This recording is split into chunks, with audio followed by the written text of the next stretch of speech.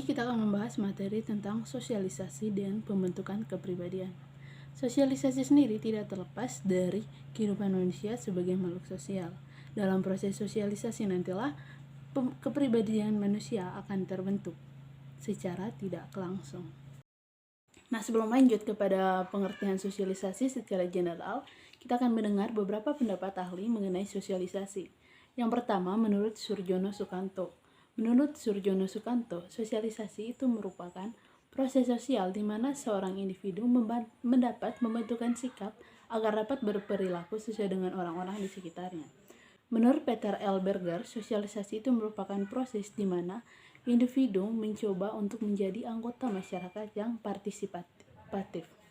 Menurut Edward Sill, sosialisasi merupakan proses sosial seumur hidup yang dijalani seorang individu dalam suatu kelompok masyarakat melalui pembelajaran kebudayaan. Nah, secara general, sosialisasi itu merupakan proses penghayatan sebuah nilai atau norma ke dalam seorang individu dalam rangka penyesuaian diri menjadi anggota kelompok masyarakat, atau bisa juga proses penanaman kebiasaan seorang individu.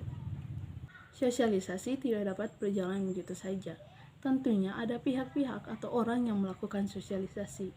Nah, orang yang melakukan sosialisasi ini disebut agen-agen sosialisasi.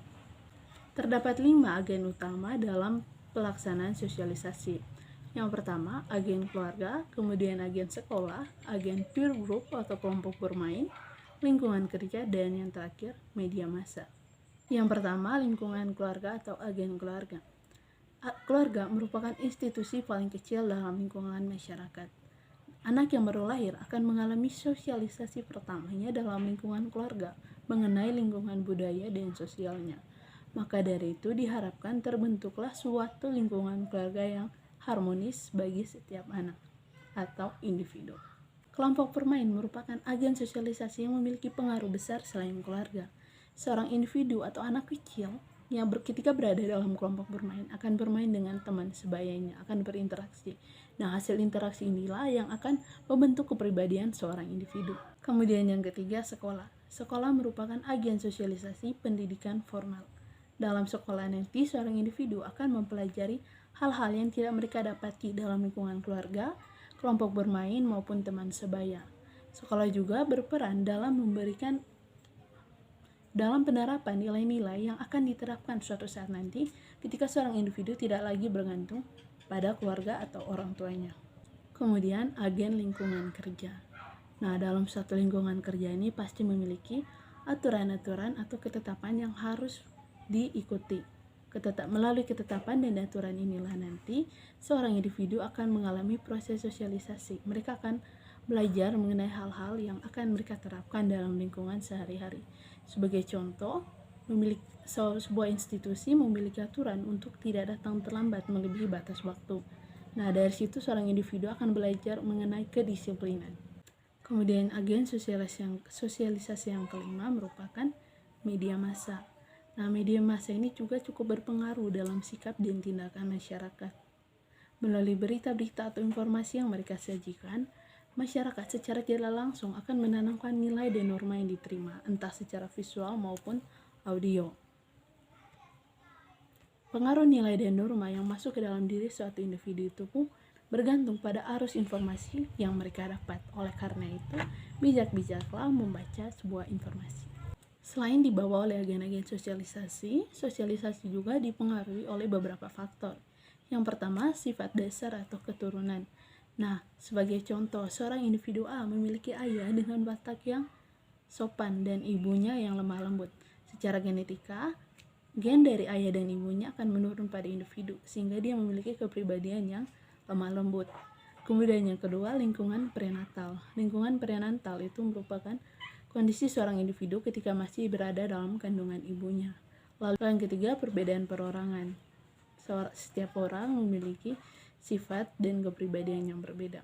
Kemudian lingkungan fisik, lingkungan sosial, dan budaya juga dapat mempengaruhi sosialisasi seseorang. Lalu yang terakhir, motivasi. Motivasi itu merupakan dorongan bagi individu untuk melakukan sesuatu. Lalu yang kedua, pembentukan kepribadian. Nah, sebelum belajar tentang pembentukan kepribadian, kita pahami dulu arti dari kata kepribadian. Sebelum lanjut juga kepada arti kepribadian secara umum, kita dengar dulu pendapat dua orang ahli berikut ini mengenai kepribadian. Yang pertama, Konjaraningrat. Menurut Konjaraningrat, kepribadian itu merupakan ciri watak seseorang yang ditampilkan secara konsisten dan konsekuen, sehingga seorang individu mempunyai ciri identitas yang jelas dan berbeda dari individu lainnya. Lalu yang kedua, menurut Theodor Newcomb. Menurut Theodor Newcomb, kepribadian itu merupakan organisasi sikap-sikap yang dimiliki seorang sebagai latar belakang terhadap perilaku.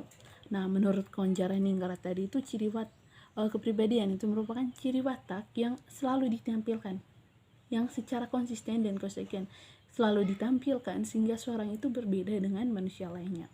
Secara general atau umum, kepribadian itu merupakan integrasi dari seseorang individu untuk berperilaku sosial, bersikap, berperasaan, dan bertingkah laku. Faktor pembentuk kepribadian. Selain sosialisasi, ada juga beberapa faktor yang dapat membentuk kepribadian seseorang. Yang pertama, warisan biologis. Warisan biologis ini berkaitan dengan genetika. Setiap warisan biologis itu unik, sehingga tidak ada orang dengan karakteristik fisik yang sama. Nah, apabila seorang anak memiliki kepribadian yang berbeda dengan saudaranya, hal ini bisa bergantung pada pengalaman sosialisasi.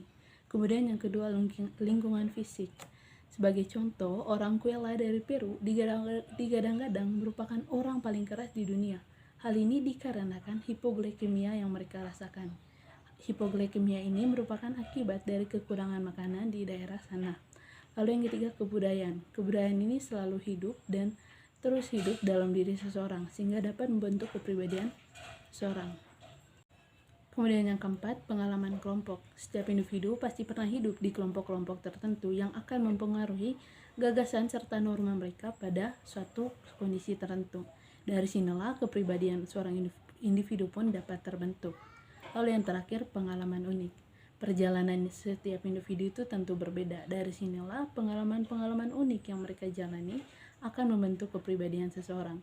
Sehingga kecil kemungkinan kepribadian yang terbentuk satu individu dan yang lainnya akan sama. Mohon maaf sebesar-besarnya atas segala kesalahan penulisan maupun dalam video yang telah berjalan selama presentasi. Terima kasih telah menyaksikan dan Tuhan memberkati.